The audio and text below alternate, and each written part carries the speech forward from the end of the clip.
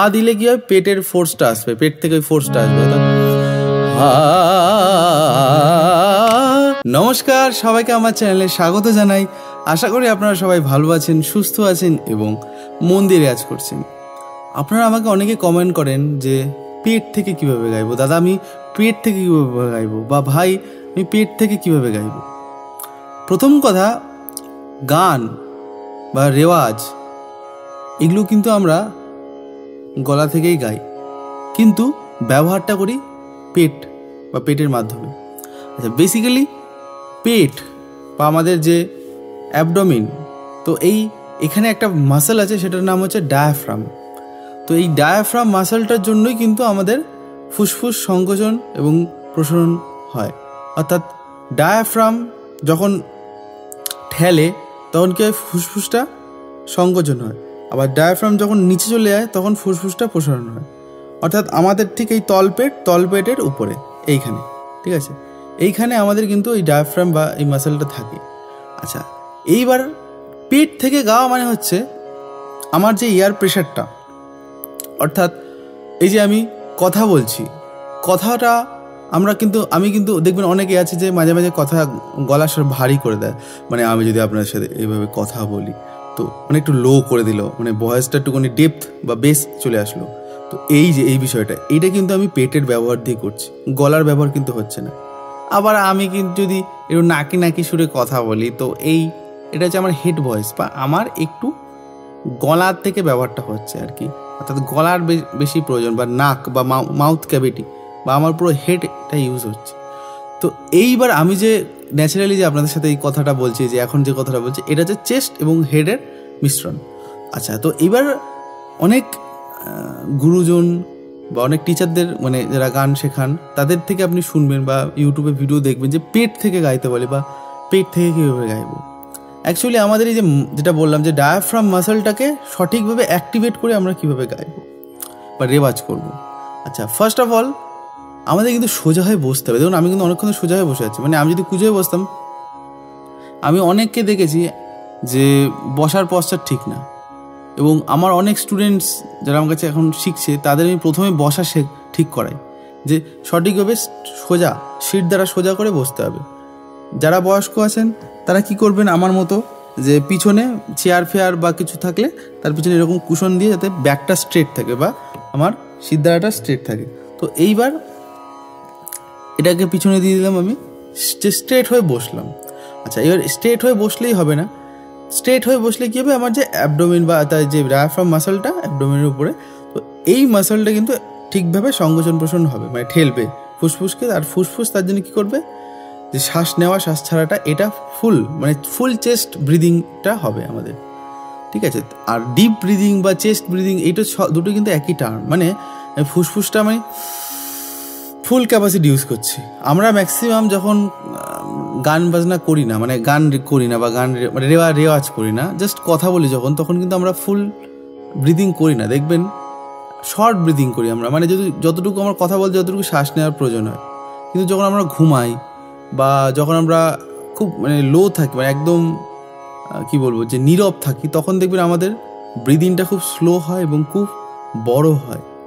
তো এই যে বলে না, প্রাণায়াম করতে বলে সবাইকে, তো প্রাণায়াম কি, প্রাণবায়ুর যে ব্যায়াম বা আমাদের এই যে ব্রিদিং এক্সারসাইজ, তো সেই ব্রিদিং এক্সারসাইজ কিন্তু আমাদের যে অ্যাবডোমিনের উপর নির্ভর করে, ঠিক আছে, এই যে ডায়াফ্রাম মাসল।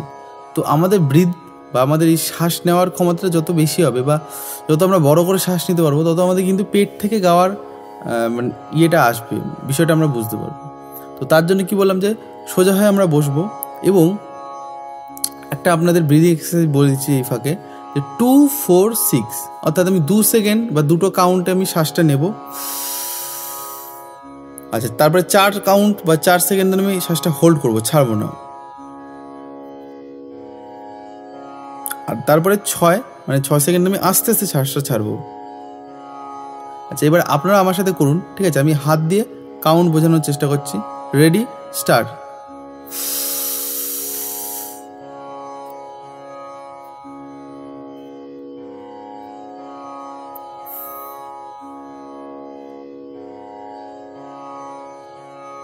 ঠিক আছে, তো আমার এখানে ছাড়াটা খুব তাড়াতাড়ি হয়ে যাচ্ছে, এইটাই কিন্তু আপনাদের হবে। আমি দেখানোর মানে আমার একটা ভুল করাটার ইচ্ছা এটাই যে আপনাদের এই শ্বাসটা তাড়াতাড়ি হবে।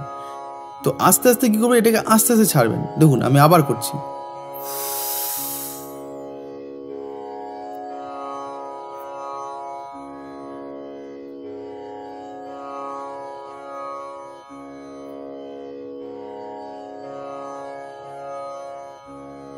এই হচ্ছে সঠিক।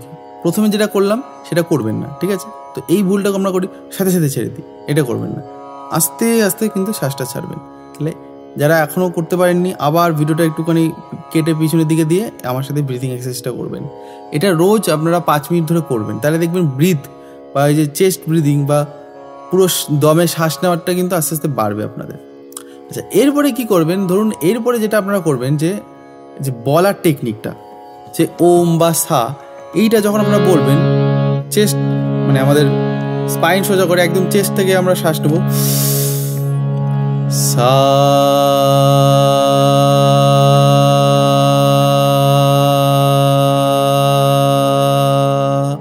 মানে এটা আপনি যখন বলবেন সাটা, তখন মনে হবে না ভাইব্রেশনটা পেট থেকে আসছে, এবং হা বা এই একটুখানি এয়ারটা লো করার চেষ্টা করবেন।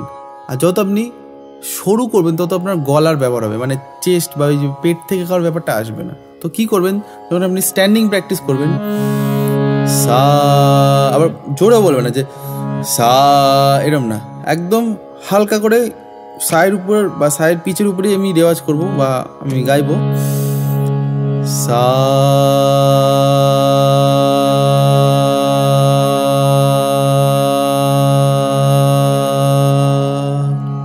তাহলে কী হবে দেখবেন চেস্ট থেকে প্রেশারটা আসবে, অর্থাৎ আমাদের পেট থেকে ব্যাপারটা আসবে, চেস্ট ব্রিদিং, ঠিক আছে? আচ্ছা, এটা গেল স্ট্যান্ডিং নোটস, এটা আপনার আকারেও তাই। আমি এখানে ঠিক ফিল পাচ্ছি, আমার আমার কনসেন্ট্রেট ঠিক একদম নাভির ভেতরে। তো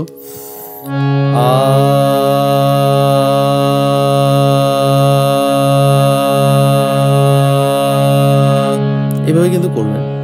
আচ্ছা, এইবার রেওয়াজটা কি করবেন, আলটিমেটলি পেট থেকে তো কীভাবে গাইবার আগে যেটা রেওয়াজ করতে হয়, রেওয়াজ যদি ঠিক থাকে তাহলে গানটাও ঠিক ওইভাবে বেরিয়ে যাবে। যে কোনো পাল্টা আপনারা যখন করবেন ফলো করুন। দেখুন আমি কি বলছি, এটা কিন্তু আপনারা আপনাদের স্কেল বা পিচে করবেন, জাস্ট ফলো করুন। এটা কিন্তু আপনাদের সাথে সাথে মানে লিখতে হবে না। আর প্রচুর পাল্টা আমি কিন্তু দিয়েছি, বেসিক পাল্টা ধরুন সা সা রে গা, এই প্যাটার্নটা ধরুন আমরা করছি। তো যখন আমরা চেস্ট দিয়ে করবো না বা আমাদের পেট থেকে যখন গাইবো না বা গলা থেকে গাইবো শুধু, তখন কি হবে, সা সা রে গা মা গা মা পা দা পা দা নি সা। খুব সাউন্ডটা পাতলা হয়ে গেল, কোনো জোয়ারি ব্যাপারটা আসলো না, খুব লাইট লাগলো, মানে ভালো লাগলো না শুনতে। কিন্তু এটাই যদি একটুখানি জোয়ারি এনে করি, অর্থাৎ পেট থেকে শ্বাস নেবো এবং ফুল চেস্ট ব্রিদিং, অর্থাৎ সা সা রে গা মা পা দা নি সা, জোরেও কিন্তু করছে না, একদম ব্যালেন্সই করছি, কিন্তু একটু জোয়ারি আসছে। তো সা সা রে গা মা পা দা নি সা, সা সা নি দা পা মা গা রে সা। তো এই যে পেট থেকে গাওয়ার বিষয়টাই কিন্তু এখান দিয়ে আসছে, অর্থাৎ আমার চেস্ট আপ লিফটিং হচ্ছে, আমার আমার থ্রোট বা গলা, ঠিক আছে? তো সা সা রে গা মা পা দা নি সা সা সা নি দা পা মা গা রে সা। আর আকারেও তাই, একটু দানা আনতে হবে এবং গমক।